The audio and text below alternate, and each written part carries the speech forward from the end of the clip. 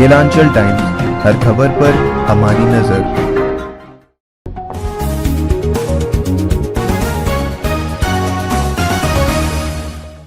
नमस्कार, केलांचल टाइम्स में आपका स्वागत है। आपके साथ मैं हूं नैनी मिश्रा। बिहार में हो रहे पंचायत चुनाव में की जो सरगर्मी है वो काफी तेज हो गई है, क्योंकि कई चरणों के चुनाव हो चुके हैं और अब क्योंकि बाकी के चरण के चुनाव भी बहुत जल्द हो जाएंगे, ऐसे में जो प्रत्याशी हैं उनके दिलों की धड़कनें बढ़ी हुई है और आखिरी जोर लगाए हुए हैं कि उन्हें ज्यादा से ज्यादा वोट मिल सके। हमारी टीम भी यही जानने की कोशिश में है कि आखिर कौन सा प्रत्याशी कितना लोकप्रिय है और कौन से प्रत्याशी को अभी और भी मेहनत की जरूरत है। इसी क्रम में हमारी टीम पहुंची पूर्वी भिट्टा पंचायत, जहां के मुखिया प्रत्याशी आशीष यादव उर्फ गुड्डू यादव जी से बातचीत हुई। क्या कुछ बात हुई है, आइए देखिए इस रिपोर्ट में।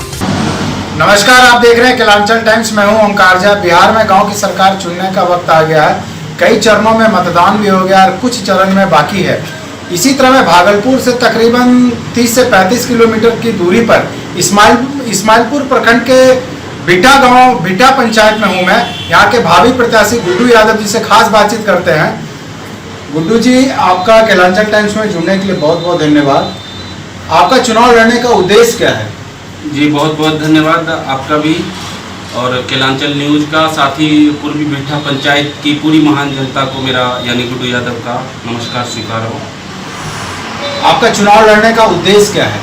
देखिए, चुनाव लड़ने का मेरा उद्देश्य है, मैं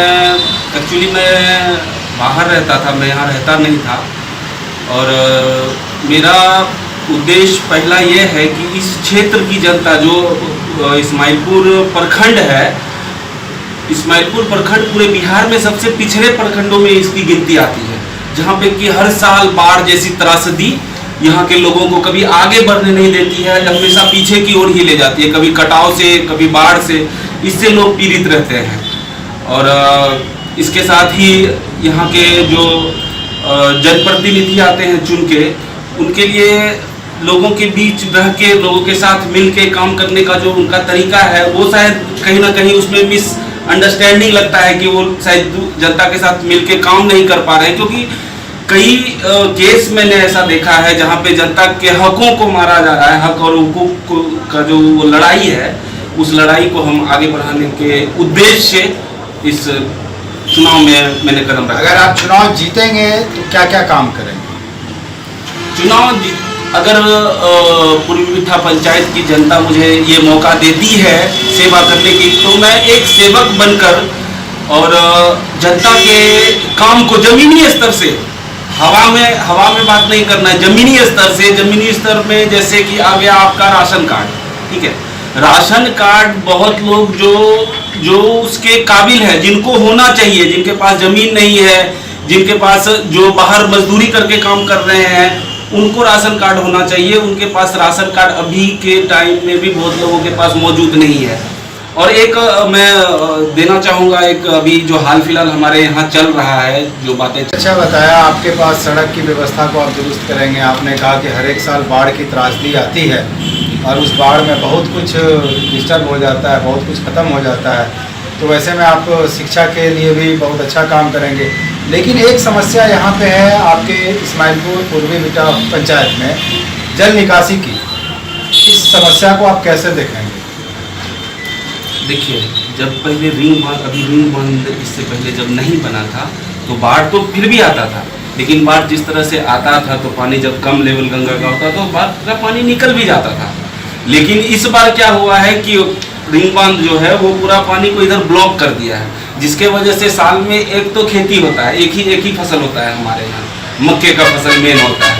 और उसी फसल में अगर लेट हो जाए, उसी फसल पे किसान अपना पूरा साल बिताता है, पूरा साल जीता है उसी फसल से, और वो भी अगर लेट हो जाए तो फिर तो हमारे क्षेत्र में की स्थिति और भी दयनीय हो जाएगी। तो आप इस पे भी काम करेंगे? बिल्कुल, हमारा जहाँ तक प्रयास होगा हम अपना प्रयास करेंगे। हमसे नहीं होगा तो हमसे ऊपर जो लोग हैं उनसे बात करके उनसे कोशिश करेंगे कि इसको जल्द से जल्द इसको खत्म कर दिया जाए। एक समस्या और है यहाँ पे उप स्वास्थ्य केंद्र की। आपके पंचायत में उप स्वास्थ्य केंद्र नहीं है? हमारे पंचायत में एक स्वास्थ्य केंद्र है, प्रखंड में है, इस्माइलपुर प्रखंड में है, पंचायत में तो नहीं है। और दूसरा एक कुछ दिनों पहले मुझे सुनने के लिए आया था कि एक लक्ष्मीपुर में वो भी हमारे पंचायत में नहीं है, लेकिन हमारे ही प्रखंड में है। अगर लक्ष्मीपुर में भी बन जाता है तो उससे भी काफ़ी लोगों को सुविधा मिलेगी। जी बिल्कुल। आप अपने पंचायत की जनता से अपील क्या करना चाहते हैं? अभी आप एक युवा हैं, अभी अब आप नामांकन करने जाएंगे नवंबर मंथ में, तो आप अपने पंचायत की जनता से अपील क्या करना चाहते हैं? मैं पूरे पूर्वी बिट्ठा पंचायत की जनता से अपील करना चाहूँगा कि आप एक बार अपना विश्वास मुझे दें, आप अपना विश्वास मुझे दें, आप अपना मत दें, और उसके बदले मैं आपको वो 5 साल दूंगा जिसके बारे में आप सोचे नहीं होंगे कि कोई प्रत्याशी आएगा इस तरह से और इस तरह से लोगों के लिए करेगा वो काम। हमारे मन में सिर्फ एक ही भाव है, लोगों की सेवा करना। जीना मरना सबको है, लेकिन कुछ ऐसा करके जाना है यहाँ से ताकि लोग मरने के बाद भी याद रखें कि हाँ बंदा था, बंदे ने काम किया। बस इतनी सी हमारी ख्वाहिश है। और अगर पैसा कमाने का ख्वाहिश रहता मेरा तो मैं बॉम्बे में था, बॉम्बे से मेरी जॉब दुबई में भी हो गई थी और मैं बहुत पैसा कमाता और मुझे और मेरे बच्चों को कभी दिक्कत नहीं होता। ठीक है, और दिक्कत यहाँ भी नहीं है, दिक्कत यहाँ भी मुझे नहीं होने वाला है। यहाँ भी मेरा ऑफिस है, इस ऑफिस से मैं यहाँ पे मैं खुद सिविल इंजीनियर हूँ और यहाँ से मेरा काम चल रहा है। जमीन जगह भी बाप दादा ने इतना बना दिया है कि मुझे पर्सनली दिक्कत नहीं है। लेकिन मैं उनके बारे में सोच, बाढ़ में जो सरकार की तरफ से 6,000 रुपये का मुआवजा हर एक राशन कार्ड धारी को मिलना था। तो इसमें क्या हुआ कि एक कहीं किसी को ज़्यादा मिल गया, जिसके पास राशन कार्ड नहीं था उसको भी राशन मिल गया ये 6,000 रुपया, और जो जेन्युइन थे जिनके पास राशन कार्ड है उनको उस चीज़ का फायदा नहीं मिल पाया। तो इस सब चीज़ों को देखने के बाद मुझे लगता है कि नहीं, यहाँ पे बदलाव की ज़रूरत है। और लोगों को, अगर लोगों ने मेरा साथ दिया मिलके, और मुझे जैसा कि आपने बोला कि अगर आप जीत के आते हैं, अगर लोगों ने मुझे जिताया तो मैं ज़रूर उनके हक और हुकूक की लड़ाई को एक तरफा बना के उनको उनको दिलाने का मैं काम करूँगा। और क्या करेंगे? आपके पंचायत में गर्ल्स हाई स्कूल की व्यवस्था है? नहीं, बिल्कुल नहीं है। इस व्यवस्था को कैसे देखें? गर्ल्स हाई स्कूल की व्यवस्था नहीं है। बहुत कुछ, मैं क्या बोल रहा हूँ कि पूर्वी बिट्ठा पंचायत इस्माइलपुर प्रखंड ही जो है बिहार का सबसे पिछड़ा प्रखंड है। यहाँ पे ना ग्राउंड है, प्ले ग्राउंड है, बच्चों को खेलने की व्यवस्था नहीं है, बच्चों के पढ़ने की अच्छी व्यवस्था नहीं है, सड़क की व्यवस्था नहीं है, नाली की व्यवस्था नहीं है। तो अब ये मूलभूत तो मेन लोगों को यही चाहिए, रोटी कपड़ा और मकान। ठीक है, तो इन सब चीज़ों में काफ़ी ज़्यादा, और इंदिरा आवास जो हमारी सरकार दे रही है, तो इंदिरा आवास में सरकार ने पहले उन लोगों को चुना कि जो मतलब गरीब तबके के हैं। पहला राउंड में जो मिला तो गरीब तबके के हैं, तो उनको गरीब तबके के लोग हैं इसलिए उनको वो दिया गया सरकार की तरफ से। लेकिन यहाँ क्या हुआ, यहाँ हमारे जो, चाहे वो हमारे जनप्रतिनिधि हों या फिर जो भी हमारे आला अधिकारी हैं वो हों, उन्होंने मिलके उनसे